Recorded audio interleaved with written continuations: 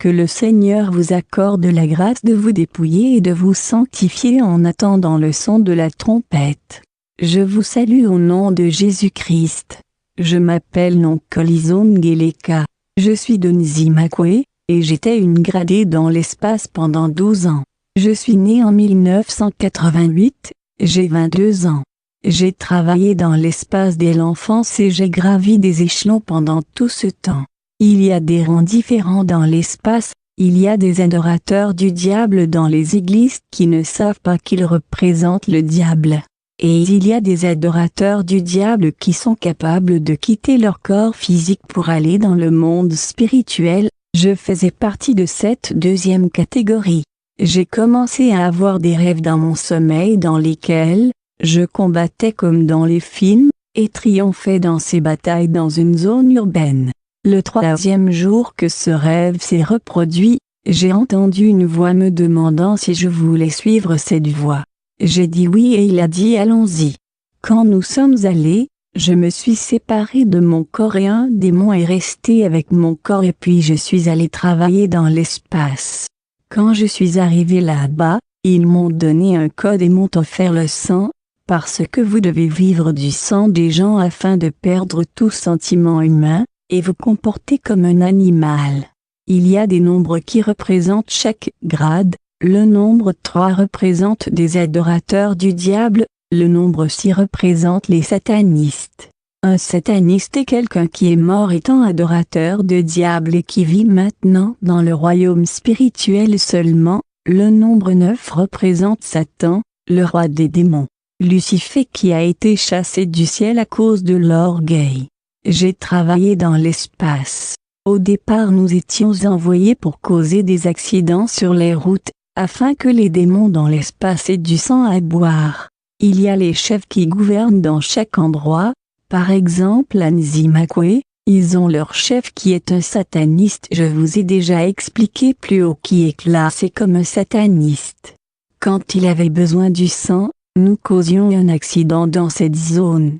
Quand nous causions cet accident, nous venions en esprit et personne ne nous voyait. Et puis nous jetions un anneau devant le conducteur qui perdait la concentration et la voiture faisait des tonneaux, des gens mouraient et le chef obtenait du sang. Mais en tant que de nouvelles recrues, nous ne vivions pas de ce sang. On nous donnait de ce sang occasionnellement. Les chefs vivent la plupart du temps dans les rivières. Ils vont dans l'espace seulement quand il y a des réunions de réveil, et d'autres événements de l'église. Satan vit dans la mer. Nous, jeunes recrues vivions du sang que nous sucions sur des gens ordinaires vivant sur la terre. Nous nous tenions debout à côté d'eux, par exemple à un arrêt d'autobus ou ailleurs, et nous commencions à sucer leur sang, surtout s'il avait un de nos produits. Les victimes se sentent alors fatiguées et un peu déprimées et elles peuvent penser qu'elles ont une journée difficile. Mais c'est surtout dû au fait qu'un adorateur du diable est en train de sucer leur sang dans le monde des ténèbres, mais la victime ne meurt pas. Mais s'il s'agissait d'un chrétien, sauvé et menant une vie sainte, nous ne pouvions pas sucer son sang, si nous essayions de le faire. L'esprit du chrétien intercéderait pour la personne surtout par un hymne et je brûlerai. De même si nous causons un accident avec un chrétien parmi les passagers, nous ne serions pas en mesure de boire le sang des gens qui sont morts là. Parce que le sang du chrétien endommagerait le sang contenu dans cette banque de sang, et si nous devions boire ce sang, nous serions faibles et incapables de faire notre travail. Satan et les chefs ne pouvaient pas le boire non plus. Si une personne est sainte, cette personne n'utilise pas nos produits, les strings, ce sont nos produits, c'était mon devoir de prononcer des incantations et des malédictions sur ces objets, les boucles d'oreilles, les colliers, les vernis à ongles, des extensions de cheveux en fibre, peu importe le genre, que ce soit le collage ou la tresse. Tous les objets en or sont les produits sataniques. Donc si vous utilisez ces choses, bien que vous soyez sauvés, si nous voulons vous attaquer, nous utilisons notre code et si vous portiez une boucle d'oreille ou si vous la mettiez dans votre tiroir, nous viendrions et verrions la maison protégée par un mur de feu de Dieu, et nous scannerions avec notre code, comme on le fait à la caisse dans les magasins. C'est parce que la boucle d'oreille ou l'extension de cheveux en fibre que vous possédez ont un code. Et j'entrerai et ferai tout ce que je voudrais vous faire. Il arrive que quelqu'un soit sain même s'il utilise nos produits, mais le danger est que vous ne pouvez pas être protégé. Quand nous venons dans votre maison et vous trouvons protégé, nous pouvons monter à Dieu, parce que Satan peut accuser les frères devant Dieu, et nous demandons d'obtenir notre produit. Que ce soit une boucle d'oreille, des extensions de cheveux en fibre, le vernis à ongles ou n'importe quel autre de nos produits dans la maison. Quand nous venions dans votre maison en esprit, nous faisions alors tout ce que nous voulions vous faire. Nous profitons du fait que Dieu est lié par sa fidélité et ne peut pas voler. Nous lui demanderions comment il fermerait notre produit dans la maison et la protégerait avec le mur de feu. C'est là où se trouve le danger d'utiliser les produits sataniques. Quand nous arrivons, nous prenons aussi petit à petit votre sainteté. J'allais y proférer des malédictions et des incantations sur les produits. Nous avions l'habitude de dire que quiconque utilise ces produits doit être lascif. Et si vous utilisez ces produits, la malédiction s'abat sur vous. S'il s'agit d'un bijou par exemple, nous dirions que les utilisateurs deviennent des prostituées, ou des débauchés et qu'ils soient désobéissants. La prostitution dans l'esprit n'est pas limitée au fait de vendre votre corps pour de l'argent, il peut aussi dénoter le comportement et la façon dont une personne s'habille. J'ai beaucoup travaillé avec ces choses. Et il vint un temps où j'ai obtenu une promotion parce que j'avais beaucoup travaillé avec ces choses et j'avais beaucoup de succès et ils ont ajouté un autre chiffre à mon code. Parce que j'ai passé la classe de prière, et de prononciation de malédiction sur des extensions de cheveux en fibre, bijoux, et choses semblables. J'ai été promu pour m'occuper de l'église. Quand j'étais à ce grade, j'ai visité beaucoup de pasteurs bien connus. Quand j'allais à chaque événement religieux, surtout des réunions de réveil, je portais 3 anneaux au bras et 2 anneaux au doigt. Je jetais les 3 anneaux de bras au milieu de l'église, et les anneaux de doigts je les jetais devant le pasteur, l'un à droite et un autre à gauche. Si le pasteur priait, le premier anneau roulait vers l'église, mais le deuxième revenait à moi et comme je l'ai expliqué, je priais sur les anneaux quand ils étaient encore en cours de fabrication. Prononçais des malédictions dessus, incitant la convoitise. Le pasteur voyait alors une belle fille et si jamais il avait des pensées impures vis-à-vis de la fille, il perdait sa sainteté. Parce que nous savons tout que l'Esprit Saint ne demeure pas dans un endroit impur. C'est de cette façon que nous renversions les pasteurs. Il arrivait aussi qu'un pasteur soit fort et nous résistait, nous et nos anneaux. Dans ce cas nous utilisions sa femme. Si sa femme utilise n'importe lequel de nos produits, la fibre agirait sur eux la nuit comme cela agit sur n'importe quel autre utilisateur. La femme du pasteur changerait alors sa doctrine, si dans l'église le bijou n'était pas permis. Elle changerait alors et dirait qu'il n'y a rien de mal dans le bijou et le pasteur serait aussi d'accord parce qu'ils sont mariés, et sont un en esprit. J'ai fait beaucoup d'incantations sur des pasteurs et y renversé beaucoup d'entre eux. Quand je parviens à gagner le pasteur, il change. Un pasteur qui autrefois prêchait que les chrétiens doivent abandonner le péché, dira maintenant qu'une fille peut avoir un petit ami et il dira qu'un jeune homme peut avoir une petite amie. Il changera et dira que le culte des ancêtres y est permis. Laissez-moi expliquer quelque chose, les morts ne sont pas des démons, mais ils ne peuvent plus rien faire dans ce monde puisqu'ils n'attendent que leur jour de jugement. Nous allions à leur tombeau et mettions nos esprits pour faire croire que c'est votre parent qui agit, mais c'est en fait nous qui agissions. Nous le faisions plus particulièrement lorsque nous voyions que vous avez un don spirituel qui serait à notre détriment. Nous vous faisions alors voir votre parent vous dire que vous devez être un marabout, une voyante ou un sangoma, devin et médecin traditionnel. Quand vous commencez avec cela, vous êtes alors introduit au serpent. Un serpent représente un sataniste et Satan lui-même. 5 étoiles représentent des adorateurs du diable. Quand vous pensez que vos ancêtres communiquent avec vous, ce n'est pas vrai, c'est en fait nous qui communiquons avec vous. Nous allions dans les maisons où nous étions attirés par l'encens et nous buvions le sang qu'ils nous sacrifiaient. Nous dormions dans leur lit et nous amusions. Quand quelqu'un était sur le point de mourir, j'étais envoyé pour examiner si la personne était sainte. Si elle n'était pas sainte, j'écrivais son nom dans notre livre afin qu'au jour du jugement elle aille en enfer brûler avec nous. Nous savions que nous irions brûler en enfer, on nous l'avait dit. Parfois ils exigeaient que nous jeûnions 40 jours ou 60 jours, si un certain pasteur devait prêcher quelque part. Car il n'y avait rien que nous ne puissions voir sur la terre. S'il arrivait que tu fasses moins de 40 jours, tu étais puni pour cela parce que nous devrions arriver puissants à cet endroit.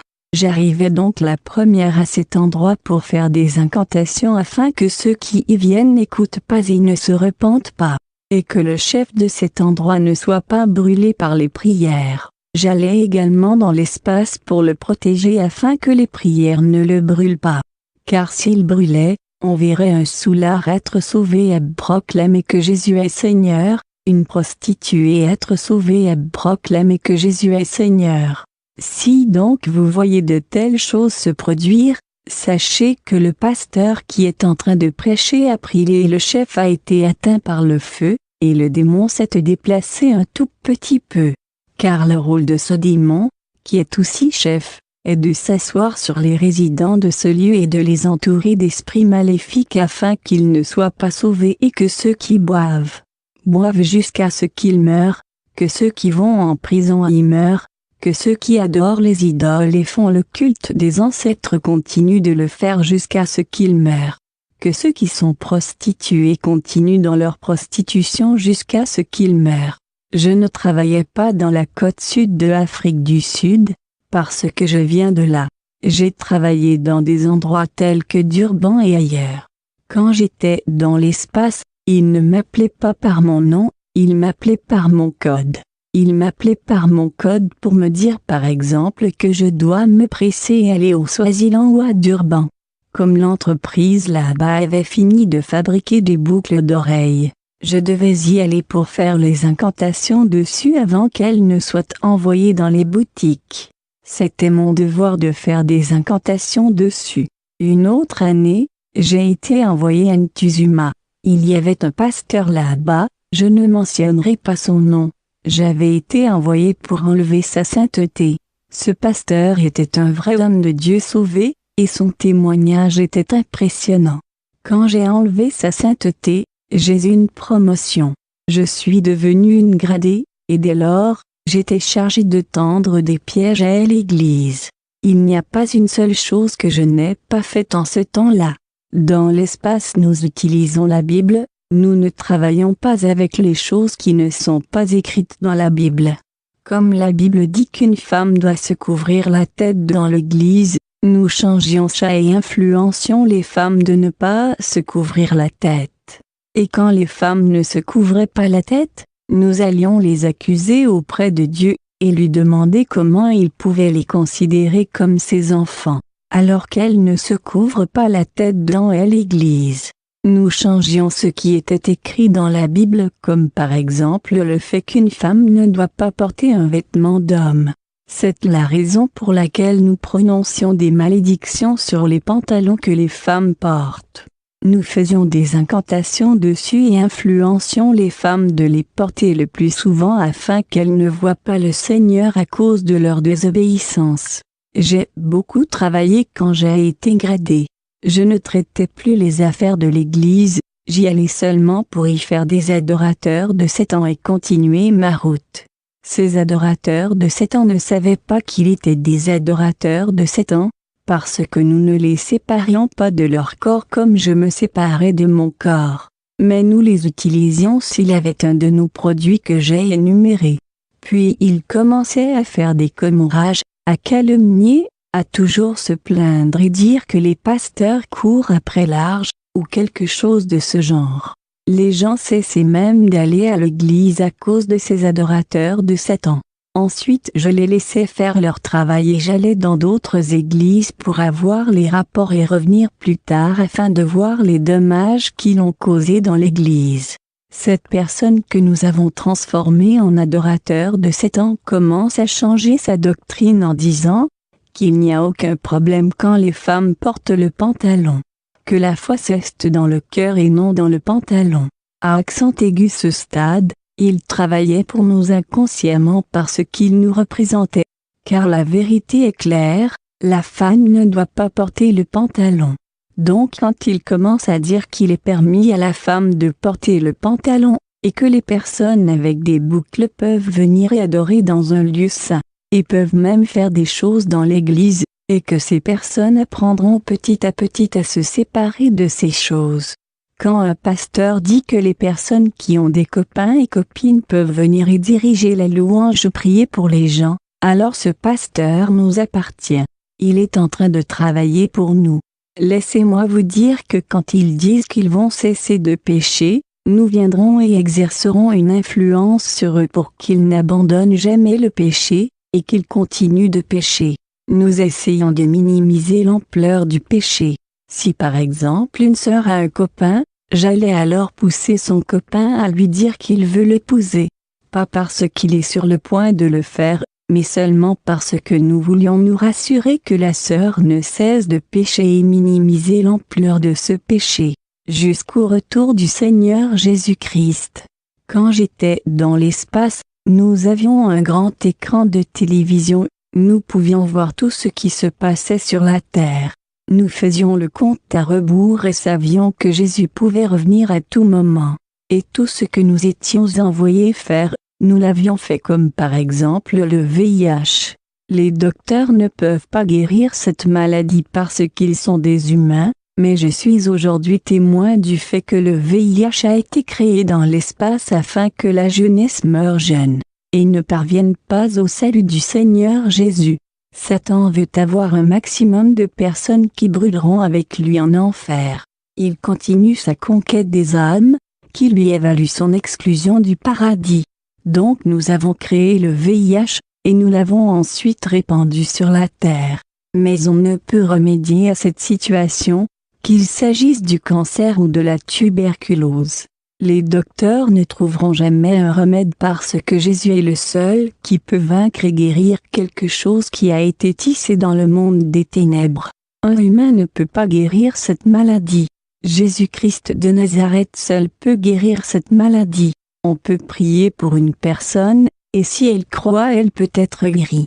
La maladie fléchit parce qu'au nom de Jésus, toute chose fléchit. Nous-mêmes nous fléchissions quand quelqu'un prononçait le nom de Jésus, donc la maladie elle-même fléchit. Que la paix du Seigneur Jésus-Christ soit avec vous.